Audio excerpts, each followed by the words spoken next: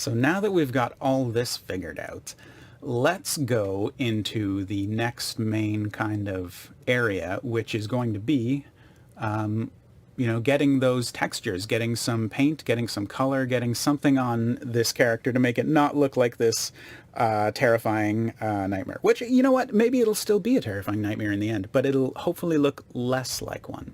So let's go to our next tab over here, UV editing. And now we've got our character here on the right-hand side. We've got on the left-hand side a preview of a 2D image. So if you've used Photoshop, if you've used GIMP or any of those like 2D editing programs, this is kind of what you're seeing. It's just a flat space. You get a bunch of tools to work with an image. So you can see over here we've got some things selected. Sometimes when we select something over here, it shows up over here. And what this is doing, what UVs are doing, that's a goofy looking expression. What UVs are doing is they are saying we should take a two-dimensional image, just a regular picture over here, and display it on this three-dimensional object this way. So it's saying when we have, this, we select this part, it should be showing this part of this image. And then we can go over here, and if we want, we can move this. So if, say, the eyeball's up here, then we can say, okay, well, this part's of the face, so we'll put it up on the eyeball. And then we look over and we go, oh, no, wait, we were actually grabbing the body. We need the body, and the body's down here. Then you can grab it and move it over here. So that's a basic explanation of UVs. If you don't get it, that's cool, because we're going to show you, and hopefully in showing you, that'll make it a lot clearer. So I'm going to press, I'm going to click over in this tab. I'm going to press A to select everything, and then I'm going to go up here to the UV tab, click, and we're going to go Smart UV Project. And I don't know, what all this stuff means. That's not true. I know what it means, but I'm not going to make you learn what it means, because it's kind of scary sometimes. So I'm just going to add a little bit of a margin. That's the only thing I ever change here. And I'm going to say, okay. And now, woo, we got this guy all lined up over here. So we now have all of these faces lined out. Like basically if you made this guy out of paper and you cut the paper and laid it out flat, or, if you're wrapping a present, this is like the present all wrapped, and this is the present unwrapped on the floor here. Or this is the wrapping paper before you've wrapped it all around. So that's why they call it UV unwrapping. So now that we've got that, it's just kind of sitting out here in the middle of nothing. So what do we want to do? Well, we want to draw on this image. So we need an image to draw on. So up here we can go to New. Let's create a new image. So what do we want to call it? We want to call it Sculpty Image. And it's going to say, how big do you want it? And we'll just say this is okay for now. The width and height, this is going to be how much detail you can get in. And you'll kind of see, as I'm working, how much detail this allows you and how much you might want. So we'll just say, okay, and now look, it's over top of this big black background. So now we've got our character UV unwrapped, it's UV mapped to an image. So now what I want to do is I want to start painting him. So now we can go into the Texture Paint tab. So over in Texture Paint, this is I guess this is even more so like the Photoshop, because this is where you actually get the brushes to draw and paint. But the cool thing about Blender is you're not just drawing and painting on that image. And let's get that image in here. Where is it? Sculpty Image. There we go. Cool. So we could just draw straight on here if we wanted to. And yeah, it looks like we've got white. So let's go to a preview over here. But what is going to happen is, we click on here, and it says missing materials textures. We can draw over here, but we're not seeing anything show up on our guy. So what is going on? It looks like we got pretty much everything ready, but there's one last thing that we need to hook up. So we're going to go, we went to UV editing, we went to texture paint, let's go one further to shading. And if we're clicked on Sculpty. So this is showing what Sculpty is using for a material. So Sculpty doesn't even have a material right now. So that the material, just like we did before, when we wanted to make the grass green, we gave it a green material. When we wanted to, give our guy a brown afro, we gave it a brown material. So we need to give Sculpty a material. So what material is it going to be? We're going to call it Sculpty material, because this is just going to be a unique material for Sculpty. And that is going to bring us down to this new window that we are seeing down here. And this is what is called the node editor, or the material editor. And I come from the world of music, so I make a lot of musical analogies a lot. This is kind of like if you're used to guitar pedals. You've got your guitar, and then you plug it into a distortion pedal if you want. It's a little bit like those modifiers that we talked about before. But this one, you can put on one modifier, you can put on the next modifier, it just one goes into the next, and that's the end of it. This one, there's a whole lot of different options. It's kind of like breaking all of these open. So, if you want to plug something in here, you can. If you want to plug it in down here instead, you've got tons and tons of different options. So this screen right here, base color, subsurface, blah, blah, metallic, specular, roughness, is the same as this over here. And this is what we've been doing all of our work in before. So we just, we want a green thing, we click up here, we make it green. And you can see Sculpty goes green, this thing goes green. We want to make it white again, click here, make it white. Want to make it red, click over here, we make it red. And you can see it's the same here as it is over here. So this is a shortcut. This whole area over here is a lot of shortcuts to get to quickly to things. But then if you want to get really detailed and make some, advanced edits, then you actually want to be in this node editor here. And like I said, there's workspaces, so you don't need to know where all this stuff is, where everything, you need to find everything. You can kind of logically follow things from one tab to the next. And then when you get to the shading tab, everything you need is already right here. So how can we start painting on this guy? What else do we need to do? We did our UV editing. We got our texture paint already. We can paint on this, but we can't paint on this. And why is that? Because this is using Sculpty image here, and there's no Sculpty image. Sculpty material doesn't have Sculpty image. So let's add texture and image texture. And which image texture do we want? Well, we want Sculpty image so that we can paint on it. And what do we need to do to make this work? Well, we need to connect it. You just need to plug it in. And the kind of main thing, and you can kind of tell, I guess, by the name base here, the main color for everything is base color. So you can see color has an output, it's yellow. Base color here has an input, it's yellow. So let's drag a line across, boom. And now Sculpty is all black. So if we go back to our texture paint tab, and now we try to start painting, now we can paint. And we painted on the front of him there in the, in the 3D viewport, and you can see it's getting updated over here. Well, what about if we undo? What if we start painting over here? Well, you can see it has the same effect. And so why would you want to do one and not the other? Well, you can see when we paint in our 2D viewport over here, I'll just finish painting and I will let go. We go back to our model and he's got all these cool lines, all the lines are going exactly along the geometry of the model, exactly along where all those faces and vertices and edges are. Whereas if I try to just draw that on him, you can see I'm drawing, I don't get any of those fine lines, whereas over here, it's like almost, bang on the lines. So why is that? Well, in one case, it's like you're taking, actually, in both cases, you're basically painting with a spray paint brush. So if you spray right here, it's going to get on the thing you want, and then it's also going to get all the way around everything around it. Whereas on here, we didn't spray right there. You know, we're using this as a mask, essentially. But if we do the opposite, you know, you can see over here, we're just spraying all over the place. But we're using this now as a mask for where these colors should go.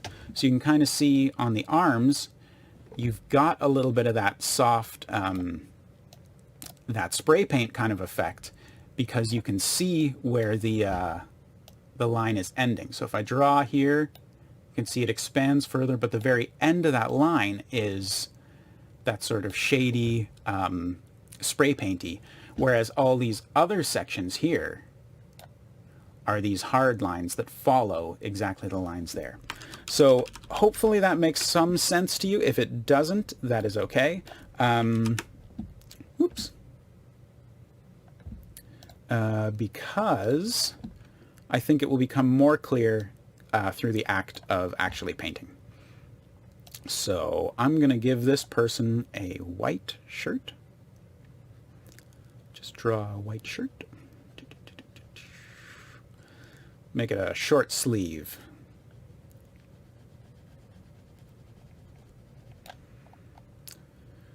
And we'll spin them around.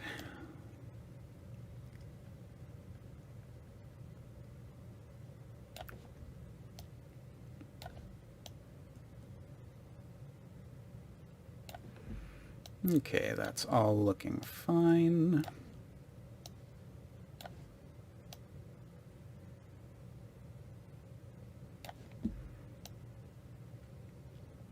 And okay, white shirt. Let's put some blue pants on. Let's have some, you know, white shirt, blue jeans. Classic, standard, whatever. You know, we got our dark blue jeans. We got our white shirt. We got our blue jeans. We got a person that we're making.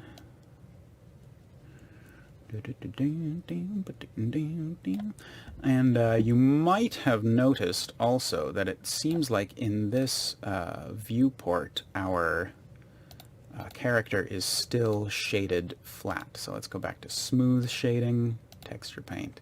I think that looks a little easier to look at. Okay, so I'm going to move this up. Now we can paint the rest. And you know what? I didn't give them feet, so let's just say the rest of their whole, you know, their whole leg is, it's all blue. Okay. So we've got blue. And what color should we make the rest? Let's make them green. Or you know what? Actually, he kind of looks a little bit like a weird Homer Simpson. Maybe I'll make him yellow. Maybe I'll make him a weird Homer Simpson yellow. I didn't realize I'd done the Homer Simpson color scheme, but, well, not at first anyway. Yeah, you're probably seeing some of those examples of where you might want to use the 2D editor instead of the 3D for like the gap between the shirt and the skin, because obviously that should be a hard line. You know, there shouldn't be parts that are part skin and part shirt. Okay, let's do the head too. We're going full Homer Simpson.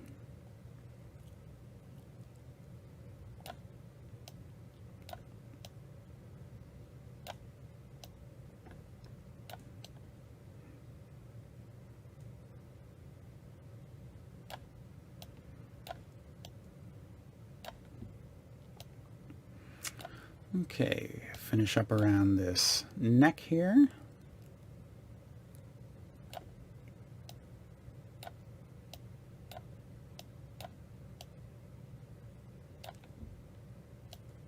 And now what I wanted, clean up around the mouth. Although he's got a little sort of 5 o'clock shadow, doesn't he?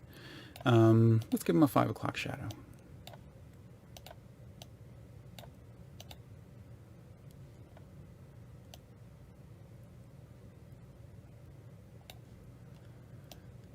Didn't mean to paint down there. So yeah, getting the right angle is sometimes key to getting the result that you want, or ensuring that you don't paint on something that you don't want to paint. And again, there's masking tools, there's other things that will make this process a little easier, a little better result, but I don't want to overwhelm too much with the details. So let's get a little of that. He's got a bit of some details we can do. Let's bring this way down. How big is that?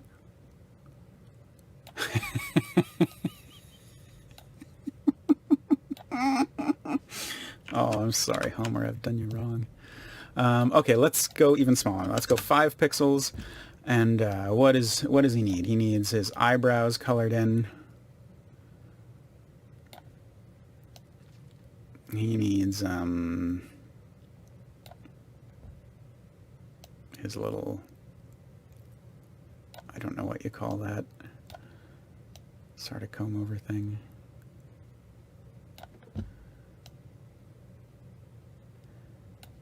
Okay.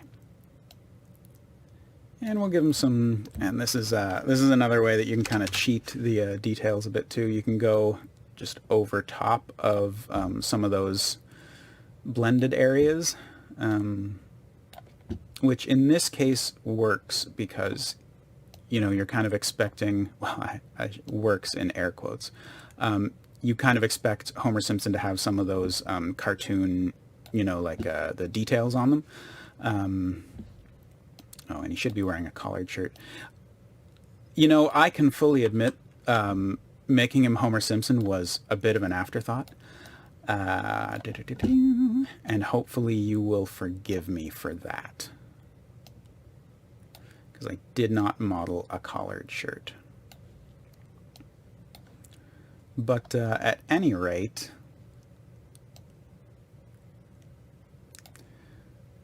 there is our terrible, horrible, no good, very bad Homer Simpson, which makes me laugh quite a bit. But yeah, you can kind of see now over here all the details that we've got, drawn on the character. You can see over here the details. You can see the black lines. You can see the 5 o'clock shadow. There's a ton of details. Like that's where we did that dynamic topology stuff. So we got, you can see the triangles and stuff are way bigger over here than they are over here because we added all the fine details to the face. But you can still see how it's mapped out. Like the pants on the image are down here. There's, that's the back of the pants. Here's the front of the pants. Here's the sides. You can see where his shirt is. You can see where his arms are. So that probably is a better explanation than the, just kind of telling you, is actually showing you how all this stuff works. So let's go and we'll do one final thing with this character, and that will show you kind of how the advanced characters work, how, something like a Fortnite character might work, because with the last character that we had, it was just one solid lump. And when we moved it back and forth, we just said, go here, turn around, go there, which again would be kind of like just doing this. Look at the eyeball shuffle that we got. So what we really want to do is we want to be able to move different parts of this guy, independent. Like we want him to be able to move his arms. We want him to be able to move his legs. We want him to be able to turn his head. So what do we do in that case? We can go into our edit mode and you can see we got tons of different triangles here. But, are we really going to click every last dot and move this one over and then move that one over and move this one over? No, we're not going to do that. So how do people, how does Pixar animate its characters? How does Fortnite animate its characters? Well, they use this system called bones, or armatures. So we're going to add an armature. So we're going to click, and you can see we've got this, maybe let's just hide Sculpty for the moment. You can see we've got this big thing here, and what this is they call it a bone. So an armature is made up of bones, just like some people call it a skeleton. A skeleton is made up of bones. An armature and a skeleton, that means the same thing. And the way that it works is it's not exactly like, the bones in our body, but it's kind of like that. So what we're going to do is we're going to create a number of these bones, and then we're going to say, okay, all of these points, all of these objects belong to this bone, and all of these objects belong to this bone. So that way we can create a bone for the head, we can create a bone for, the upper arm and the lower arm. That way we'll get a bending arm. And again, I feel like this is probably more confusing to explain than it is to just show. So we're going to get Sculpty back in the picture now. What I'm going to do is I'm going to turn on wireframe view just so I can see through. Because what I want to do here is, let's go back, get this nice and centered. I'm going to make a spine first. So the first thing you do when you're dealing with bones is you place the bone right at kind of where the base of the spine would be, right where your tailbone would be.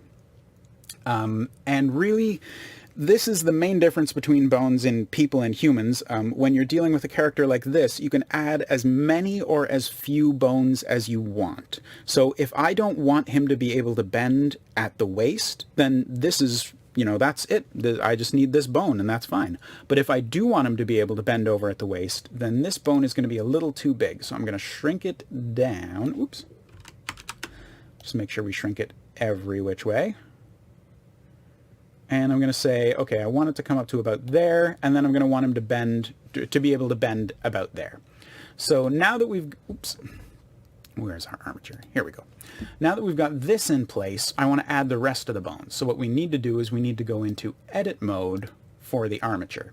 And just like edit mode for the, the mesh, the object that we're working on, the main thing we're going to use here is extrude. So we want to create new bones. So we're going to extrude this up. That'll create us another bone. Then we'll have another bend right here.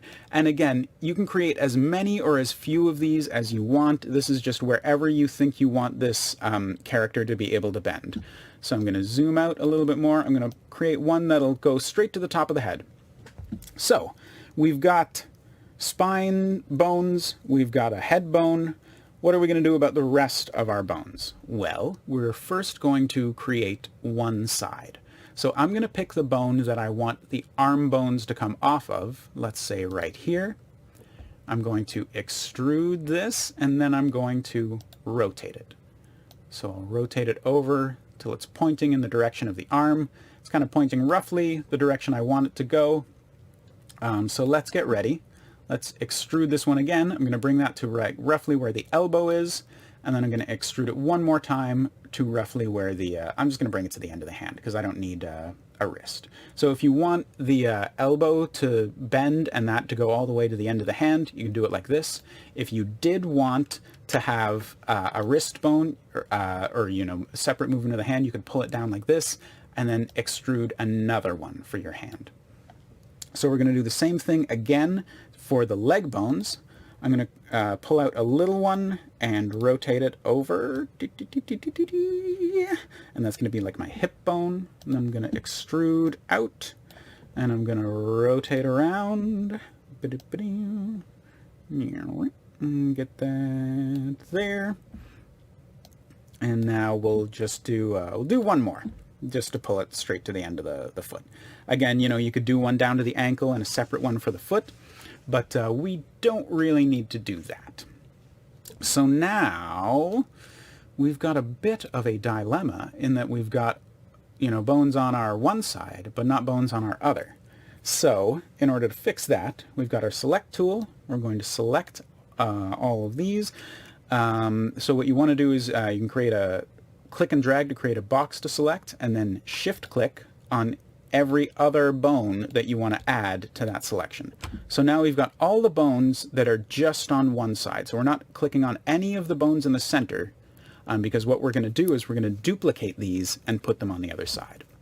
So we can go armature, duplicate, and what you can do is you can see I've got this moving around right here. If you want to keep it in exactly the same place, you can just right click and that will get it just right where it was.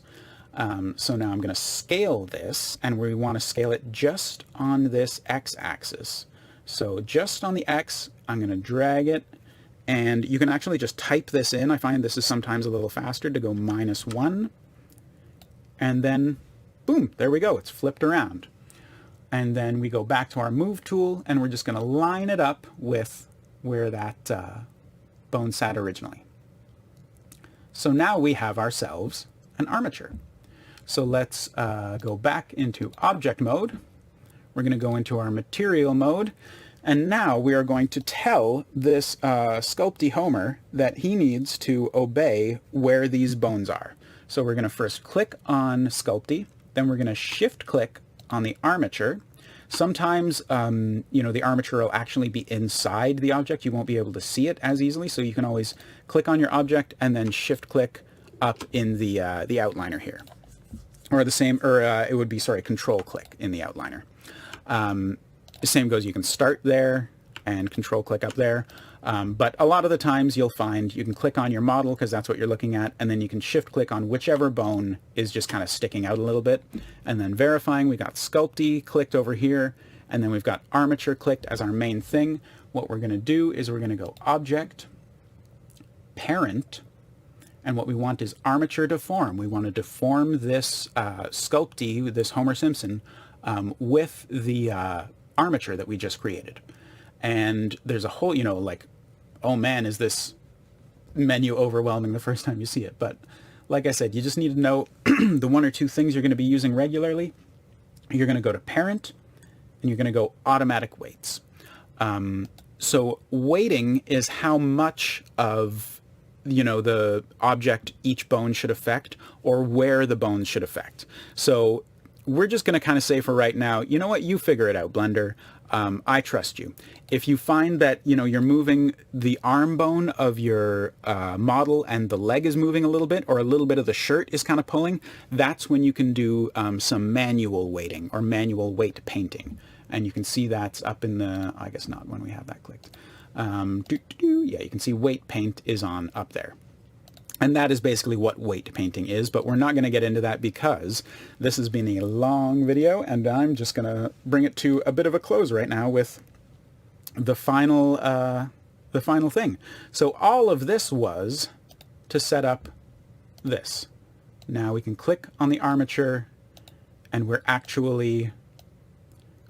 affecting the Homer, and we didn't we didn't set up the eyes, but that's kind of fun. Woo woo.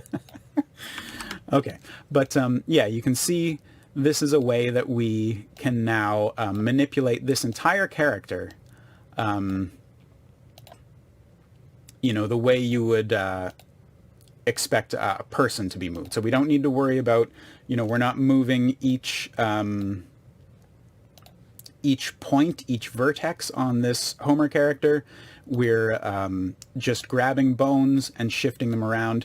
And like I said, I didn't set up the eyes exactly right, so they're not following the way they should be, but you can see the head is moving around like crazy. And that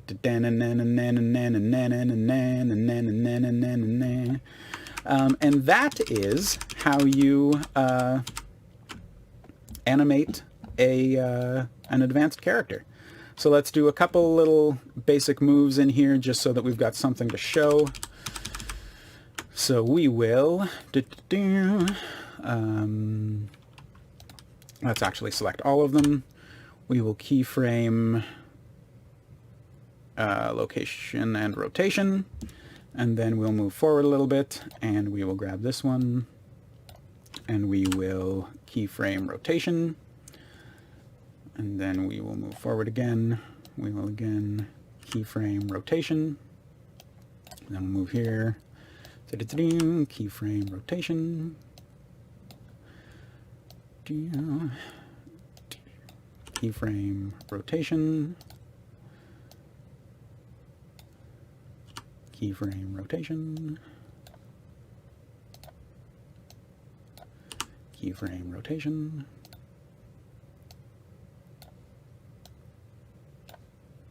And keyframe rotation. And now when we get to the beginning, we can zoom out, and let's look at our hideous animation. There he goes, bending his arm. Look at him moving all around. Whoa, so impressive, Homer. And he's back to normal. Oh, moving, shaking, getting it all done. So again, you can kind of see maybe this this bending might not be exactly the way you'd intended, you know, might not be moving exactly the way you want. If any of this kind of stuff is happening, if something's not moving the way you expected, or if something's not looking good, if something looks like it's, you know, literally getting deformed instead of just bending in the direction that you want it to, that's when you can get into weight painting. So if you have any questions about this kind of stuff, you know, you can shoot me an email, but like I said, I want to keep this relatively friendly, relatively easy for newcomers. So I hope you guys enjoyed, and we'll see you